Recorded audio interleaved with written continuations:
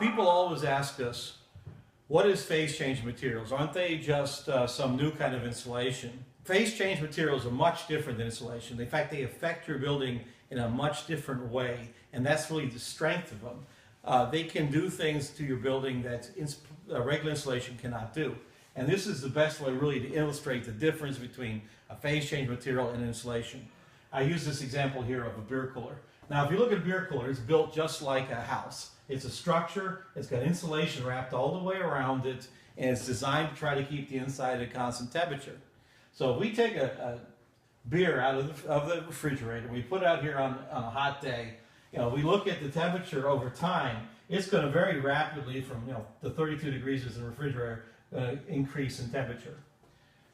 The reason we use a beer cooler is because we're trying to negate that. So because it has insulation, it will actually increase in temperature, because the insulation by itself doesn't stop the increase in temperature. Insulation just restricts the flow of heat over time. So if we take this and we put the beer in the cooler, now because of the insulation around the walls and the ceiling, it just warms up slower.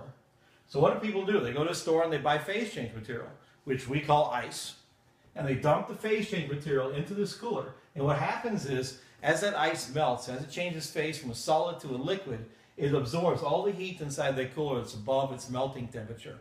Now, it will do the opposite now if the outside temperature would go below the melting temperature. As that water would freeze back to ice again, it actually would release that heat that it captured before when it was melting and warm the inside of that cooler to 32 degrees.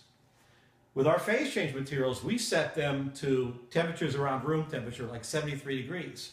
So if we have them in our structure, our cooler, when the cooler tries to heat up, they'll begin to melt, cooling the cooler or the house down to 73 degrees. Now, as the house tries to drop in temperature at night, the phase change materials will actually release heat, warming the inside of the house back up to 73 degrees again.